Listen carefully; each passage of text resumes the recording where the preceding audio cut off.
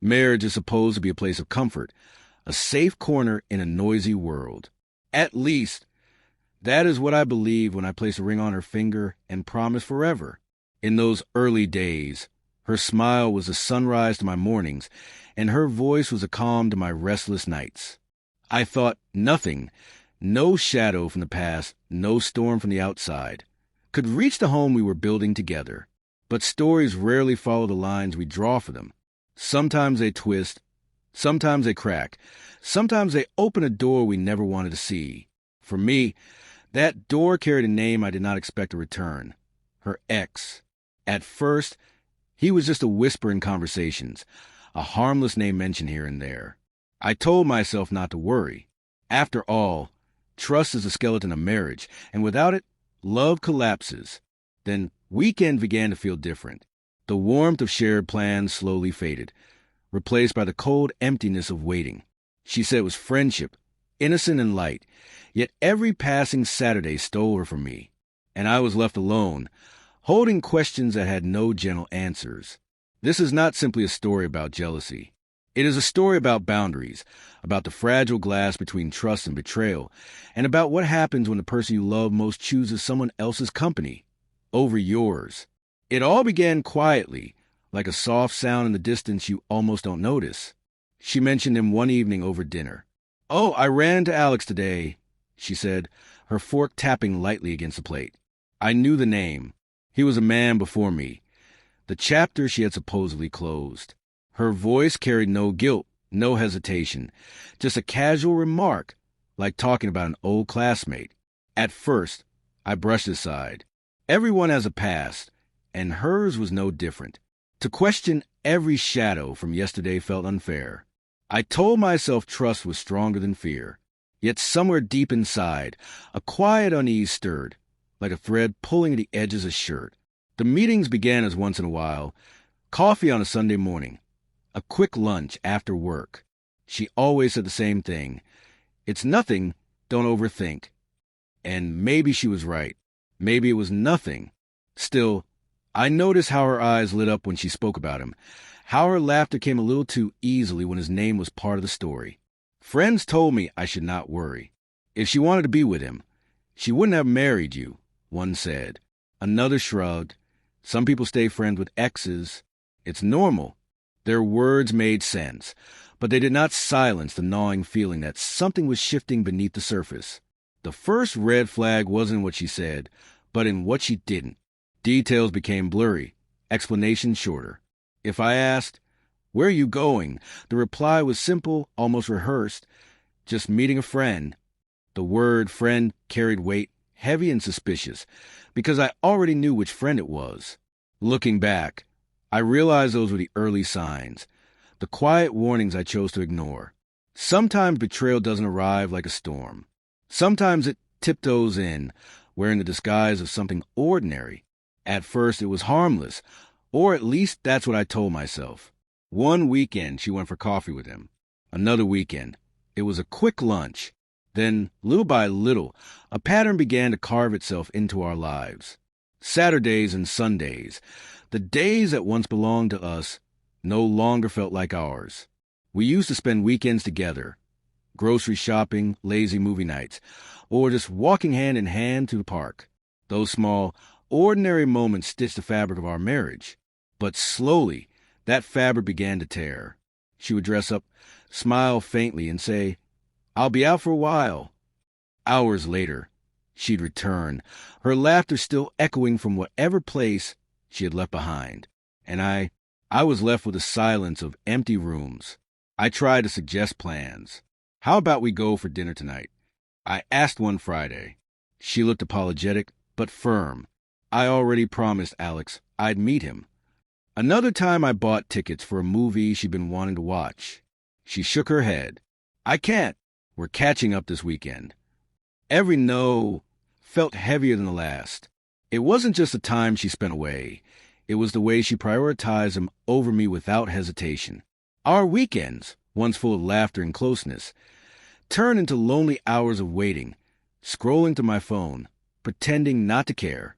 Family gatherings became casualties, too. One Sunday, my parents invited us for lunch. She declined, saying she already had plans. I went alone, carrying excuses on her behalf. While hiding the truth, I was too embarrassed to share. How could I explain that my wife would rather spend her weekend with her ex than with her husband? The more the pattern repeated, the more it consumed me. I watched our marriage slip through my fingers, not with loud fights or broken promises, but with subtle choices. Weekend after weekend, choice after choice, always in the same direction, always away from me.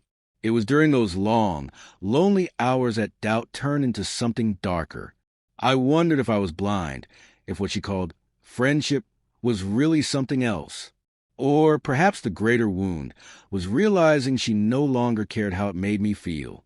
Weekends had become a reminder, not of rest or togetherness, but of absence. And I began to understand that absence, repeated enough times, becomes a kind of betrayal all its own. Silence can last only so long before it cracks. One evening, after another weekend of waiting alone, I finally spoke the words I had been swallowing for weeks. Why do you spend every weekend with him? My voice was steady, but inside, my chest was burning. She looked at me with wide, almost offended eyes. Because he's my friend. Why are you making it sound like a crime? Her answer cut me. It wasn't just the words, but the tone, sharp, defensive, as if I were the guilty one. I tried to stay calm. I'm not saying friendship is wrong, but every weekend, do you realize how it feels for me? I'm your husband, yet I see you less than he does. She sighed, her arms crossing. You're overthinking. You're being insecure. Alex and I have history, yes, but that's all it is, history. If you trusted me, this wouldn't even be an issue. Trust. That word again. She used it like a weapon, turning my pain into proof of weakness. The more I questioned, the more she insisted the problem was me, not her choices. The arguments multiplied. Sometimes they exploded into shouting. Sometimes they ended in cold silence. I accused her of neglect. She accused me of control. You don't own my time, she snapped once. I'm allowed to have friends. Or are you saying I should cut off everyone from my past just to make you feel secure? Her words echoed in my head long after the fight ended. Was I truly being controlling? Was my jealousy unreasonable? I wanted to believe I was fair, that any husband in my place would feel the same. But she had a way of twisting the conversation until I doubted my own sense of right and wrong.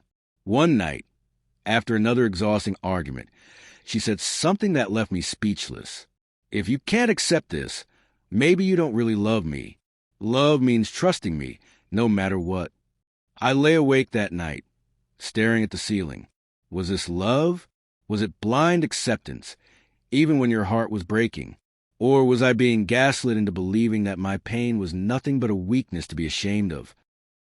The justifications she gave me were smooth, polished, almost rehearsed. But behind every explanation, I felt a growing distance. Every defense she built for him became a wall between us. And I couldn't shake the sinking feeling that maybe, just maybe, I was already losing her. Every relationship has a line, a thin border where patience ends and pain begins. For me, that line was our wedding anniversary. I had planned everything weeks in advance. A quiet dinner at her favorite restaurant, the same place where I had proposed. I booked the table, bought flowers, even wrote a small note I wanted to read to her. I imagined us sitting together, remembering how it all began, maybe laughing about the silly fights we'd survived. But when the day arrived, she was nowhere near me. That morning, she looked distracted as she got dressed. I reminded her gently, "Don't forget tonight, 7 o'clock. She nodded, almost absent-mindedly, before saying, "I'll try. Alex and I are going to a concert this evening. I might be late." A concert. With him. On our anniversary. My chest tightened, but I said nothing at first. I wanted to believe she would still show up. So I sat at the restaurant, flowers on the table, heart in my throat. 7 o'clock passed. Then 8. By 9, I was sitting alone, pretending to read the menu, while watching couples around me clink glasses and share smiles that once belonged to us. She never came. When she walked in past midnight, humming a song from the concert, my silence broke. The words exploded out of me, raw and unfiltered. Do you even care about this marriage anymore? Do you even see me? She froze, her smile fading. You're overreacting. It was just one night. One night. My voice shook with rage and sorrow. This was our anniversary. Do you realize what you've done? She rolled her eyes, as if my pain was nothing more than noise. You're so dramatic. If our marriage depends on one dinner, then maybe it isn't as strong as you think. That was the moment something inside me shattered. It wasn't just about the missed dinner. It was about everything it represented. Every weekend ignored, every excuse made, every time she chose him over me.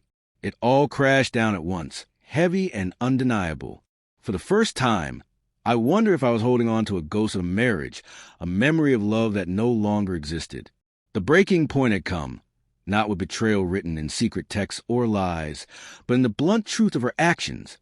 I was no longer her first choice. And perhaps I never had been. After that night, the silence between us became unbearable. We lived under the same roof, yet it felt like two strangers passing through the same rooms. I couldn't carry the weight of it alone anymore. So I turned outward, searching for voices that might guide me. First, I confided in a close friend. Over coffee, I poured out everything, the weekends, the arguments, the anniversary disaster. He leaned back, shaking his head. Man, this isn't right. A wife shouldn't be giving her ex more time than her husband. You're not crazy for feeling this way. His words gave me some relief, a validation I desperately needed. But when I spoke to another friend, the answer was different. Maybe you're being too possessive, she suggested gently. People can stay friends with exes. If you keep pushing, you might drive her further away. Sometimes love means stepping back. The conflicting advice tore me apart. Was I right to feel hurt? Or was I the villain in this story, suffocating her with insecurity? Desperate, I even posted anonymously on an online forum. The responses flooded in. Some strangers were blunt. She's disrespecting you. Leave before she breaks you completely. Others were softer. Try counseling. Maybe she doesn't see the damage she's causing. A few simply asked, are you sure she even wants to stay married? Each reply felt like a mirror, reflecting my own confusion back at me. One night, I considered calling a counselor, but I stopped with the phone in my hand. What if she refused to go? What if she laughed at the idea? My courage collapsed under the weight of those questions. Still, the advice I gathered lit a fire inside me. Whether through anger or despair, I knew I couldn't keep living in this limbo. I had to act. I had to draw a line, even if it meant risking everything. The time had come to give her a choice, our marriage or her weekend with him. It was late on a Friday evening when I finally gathered the strength. The house was quiet, but inside me, a storm was raging. I had replayed the conversations, the excuses, the lonely weekends, and I knew I couldn't keep circling the same misery. There had to be a line. She was scrolling on her phone when I sat down across from her. My hands were trembling, but my voice came out steady. We need to talk. She barely looked up. About what now? I swallowed hard. About us. About this marriage. I can't do this anymore. Every weekend you're with him, and I'm left alone. I've asked, I've begged, I've tried to understand. But nothing changes. So here it is, you need to choose. Him or me. For a moment, the air froze. She stared at me as if I had spoken a foreign language. Then her eyes narrowed. You're giving me an ultimatum? Really? That's manipulation, not love. I shook my head. No, this isn't about control. This is about respect. I'm your husband. I should not come second place to your ex every weekend. If this marriage means anything to you, then prove it. Her face hardened, jaw tight. You're being unreasonable. Alex is important to me. But that doesn't mean I don't love you. If you trusted me, this wouldn't even be a question. The room grew heavy with silence. My heart was racing, but I didn't back down. Trust isn't about letting you walk over me. Trust is built on respect, on choosing each other first. Right now, I don't feel chosen. She turned away, muttering, I won't be forced to cut off a friend just because you can't handle it. And there it was, the answer hidden in her refusal. Maybe she didn't realize it, or maybe she did, but by defending him so fiercely, she had already made her choice. That night, I lay awake, staring at the ceiling again. Only this time, I wasn't drowning in doubt. I knew the truth. Our marriage stood at the edge of a cliff, and she was the one pushing it closer to fall. The days after my ultimatum stretched like shadows, long, heavy, and silent. She moved around the house as if nothing had changed, humming, scrolling, laughing at her phone. But I noticed every small detail. The way she avoided my eyes, the way her bag was always ready by the door on weekends. I waited, hoping she would come to me with an answer, some sign that our marriage still meant something. But the answer never came in words. It came in choices. Saturday morning, she slipped out once again, leaving the faint scent of her perfume behind, and I knew exactly where she was going. I stood by the window, watching her car disappear down the road. A part of me wanted to chase her, to demand once more that she choose me. But another part, the tired, wounded part, knew the choice had already been made. Not loudly, not cruelly, but in silence, in absence, in every weekend that belonged to him and not to me. That night, I sat alone at the kitchen table, the divorce papers lying untouched in front of me. My pen hovered over the signature line, but my hand refused to move. Was this the end? Or was I still clinging to a hope that she might turn around, walk through the door, and finally choose us? The clock ticked, the night deepened, and the paper remained unsigned. Some stories end with clear answers, but mine did not. Maybe tomorrow she would return with apologies, ready to fight for us.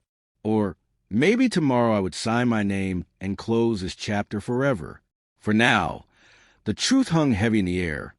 Love can survive many storms, but it cannot survive being chosen last. And in that silence, I finally understood the hardest part of love is knowing when to hold on and when to let go. In the end, my story is not just about a marriage strained by an ex, but about the fragile threads that hold any relationship together. Love is not only laughter, memories, or promises whispered in the dark. It is also about choices. Daily, deliberate choices to put each other first. Trust is vital, yes, but trust cannot exist without respect. When one partner repeatedly prioritizes someone else, even under the banner of friendship, the foundation begins to crack. It is not jealousy to want to feel chosen. It is not insecurity to ask for loyalty. It is the very essence of commitment. I still don't know if our story will end in reconciliation or separation. Perhaps time will reveal the answer. But I have learned this. Love should never make you feel like a guest in your own marriage. A partner's heart should be your home, not a place you must compete for. And if the one you love constantly leaves you behind, maybe the bravest choice is not to hold tighter, but to let go.